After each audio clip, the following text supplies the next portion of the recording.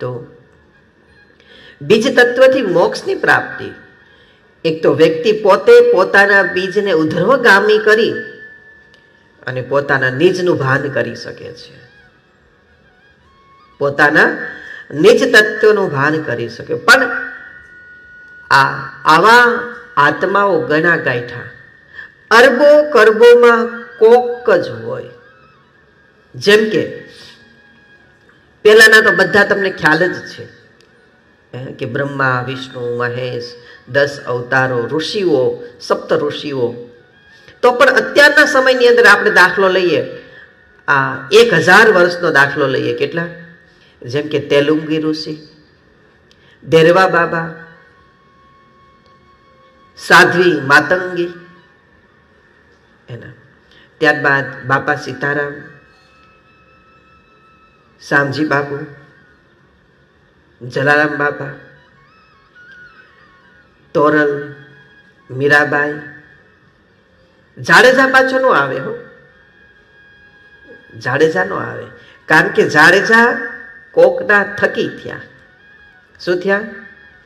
કોકના થકી થયા. જે કોકના થકી થાય ને એના નામ આવતા આ સ્વયંભૂ કહેવાય. શું કહેવાય એને? સ્વયંભૂ કહેવાય. સ્વયંભૂ આત્મ સાક્ષાત્કાર. એના રામાપીર, કોલવા ભગત, પાંડુરંગ દાદા, રામકૃષ્ણ પરમહંસ, આ બધી આત્માઓ છે ને એ સ્વયંભૂ આત્માઓ છે. સીધો સંપર્ક, સીધા સંપર્કમાં. એને કોઈ ગુરુ વચ્ચે અવરોધ કરતા નથી. એ સીધા સંપર્કમાં આવે છે. સીધા સેટેલાઇટ સાથે સંપર્કમાં આવે છે. મોબાઈલમાં કેમ કોઈ દોરડું નથી, અને જેને કોઈને પ્રસારણ પકડવું છે એક સીધો પ્રસારણ પકડે, એક ટાવરથી, એક તારથી. તો એવી રીતે આવા જે પણ કોઈ મહાપુરુષો છે એ સીધા સંપર્કમાં છે. કેવા? સીધા સંપર્કમાં છે. તો એક તો વ્યક્તિ પોતે પોતાના બીજને ઉધર્વગામી કરીને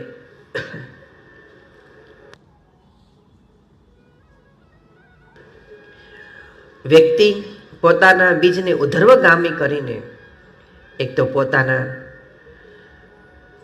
પોતાના આત્માને પોતે એ મોક્ષની ગતિ કરાવી શકે છે, અથવા તો અમર કરાવી શકે છે.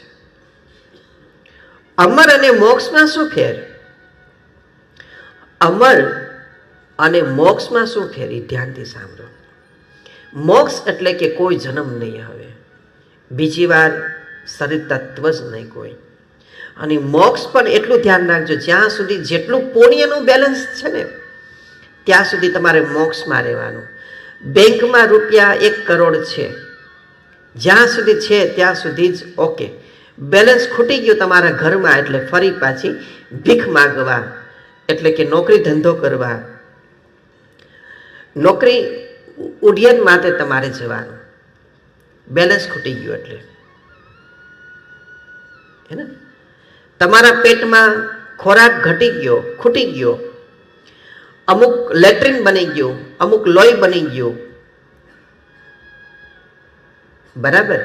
અમુક લેટ્રિન બની ગયું, અમુક લોહી બની ગયું, પેટ ખાલી થાય એટલે જમવાનું ગોતવા નીકળશો બધા.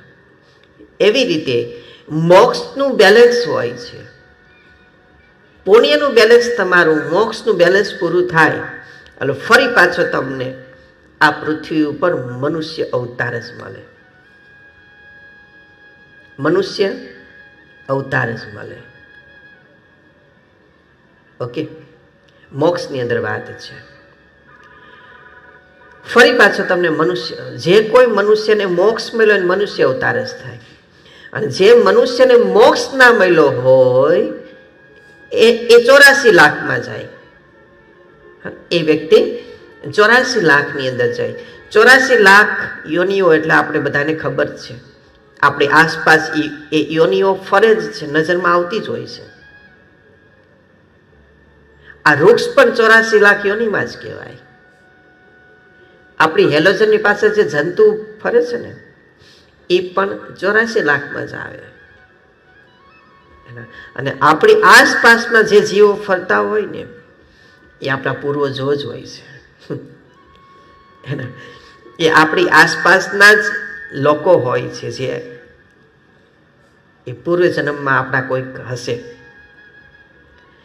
તો જે વ્યક્તિને, જે મનુષ્યને મોક્ષ મળ્યો હોય તો એને મોક્ષનું બેલેન્સ પૂરું થાય એટલે પુનઃ પાછો મનુષ્યનો અવતાર જ મળે. ઓકે, મનુષ્યનો અવતાર મળ્યા પછી પણ એને ધ્યાન રાખવું પડે કે હવે જો મારાથી કાંઈ બીજું ત્રીજું કાંઈ થાય નહીં, નહીતર પાછું 84માં વયો જાય. એના કેવું છે, વડાપ્રધાન છે અત્યારે, બહુ સરસ મજાની સારી કામગીરી કરે છે. ઓકે, તો આજે પહેલી ટર્મમાં એને સારી કામગીરી કરી વડાપ્રધાને, તો જનતા એને ઓટોમેટિક બીજી ટર્મ તો આપશે કે નહીં? બીજી વાર, પહેલી વાર કામ સારું કર્યું એના, તો બીજી વાર પણ એને લોકો સામેથી છૂટશે ને મત આપશે. બીજી વાર છૂટ્યા પછી પણ ત્રીજી ટર્મમાં આવે છે, બીજી વાર સારી પ્રવૃત્તિ કરી અને ત્રીજી ટર્મમાં આવે છે, તો ત્રીજી ટર્મમાં પણ બીજી કામગીરીને લક્ષ્યમાં રાખીને, ધ્યાને રાખીને, એના સંસ્કારને આધીન અને ત્રીજી ટર્મમાં પણ એના એ જ વડાપ્રધાન આવશે, છૂટાશે. બોલો હા કે ના? શા માટે? કે કોઈ રૂપાળા જોઈને કોઈ મતદાન કરતું નથી, એના કામને જોઈ અને લોકો મતદાન કરતા હોય છે, એને ચૂંટતા હોય છે. તો એવી જ રીતે ત્રીજી ટર્મમાં આવ્યા અને ચોથી ટર્મમાં હવે આવવાના છે એના, તો ત્રીજી ટર્મમાં એને ખરાબ કામ કરી નાખ્યા, કંઈક સમાજનું અહિત કરી નાખ્યું, તો લોકો એને છૂટશે વડાપ્રધાન? નહીં છૂટે. બસ એના જેવું આપણા જીવ આત્માનું કાર્ય છે, એના જેવું જ આપણું મોક્ષની વાતોનું પણ છે. મોક્ષ, જે વ્યક્તિને મોક્ષ મળે એનું પુણ્યનું બેલેન્સ થાય. ફરી એકવાર યાદ કરજો બધા, મારી સાથે બોલો. જે મનુષ્યને આ જન્મે સારા કાર્ય કર્યા હોય, પુણ્યનું કાર્ય કર્યું હોય, સારી રીતે રહ્યા હોય, તો એ જીવને મોક્ષ મળે. શું બોલો છો બધા? મોક્ષ મળે, બરાબર. અને જે એ જીવને મોક્ષ મળ્યો હોય એનું પુણ્યનું બેલેન્સ પૂરું થાય એટલે એ મોક્ષવાળી જીવને પુનઃ મનુષ્યનું પિંડ મળે. એ આત્માને ફરી પાછું મનુષ્યનું પિંડ પ્રાપ્ત થાય છે. ઓકે, મનુષ્યનું પિંડ પ્રાપ્ત થયા પછી પણ એને ધ્યાન રાખવું પડે છે મારાથી કાંઈ ખરાબ થાય નહીં, નહીતર ગયો 84માં. અને 84ની ખાઈમાં જાય તો આપણને સર્વને ખબર જ છે, એને બધાને ખબર છે. તો વ્યક્તિ એક તો પોતાની જાતે પોતાના બીજ તત્વને નીચ બનાવીને દૂધમાંથી કેમ પેડા બનાવો, એમ બીજને આત્મા તો છે જ પણ સુષુપ્ત અવસ્થામાં છે. કઈ અવસ્થામાં છે? અને એ કોનાથી જાગે છે? તો કે પિંડમાં જે વસ્તુ પડી છે. એક ભજન આવી છે ને, એક ભજન બહુ સરસ મજાનું છે, આરે યુગમાં અમને સદગુરુ મળ્યા. બહુ સરસ મજાનું, મને ગાતા નથી આવડતું પણ એના શબ્દો યાદ છે. વસ્તુ બતાવી, વસ્તુ બતાવી,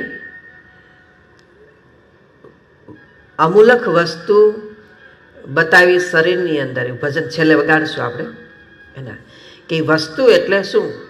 તો કે બીજ તત્વ. શું આપણને એવું લાગે વસ્તુ એટલે બાકસનું ખોખું હશે કઈ એના, વસ્તુ એટલે કોઈ ચાંદીનો સિક્કો હશે કોઈ એના, વસ્તુ એટલે કે બીજ તત્વ છે. તો એ જે વસ્તુ છે આપણી અંદર, શરીરની અંદર, એની વ્યક્તિ ચેતના બનાવે અને એ ચેતનાથી જ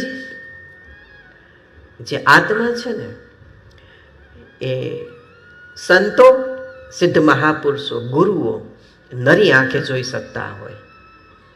તમારી ભીતર પણ જે આત્મા છે ને, તમારા શરીરમાં તમારા મલમૂત્રના પડ છે એટલે, અને મનમાં અનેક કર્મો છે, તમારા 10મો દ્વાર બંધ છે. તમારે આત્મા કોઈને જોવો હોય તો જોવા મળતો નથી, અને જોવો હોય તમારે આત્મા તમારો આત્મા તમને જ દેખાય.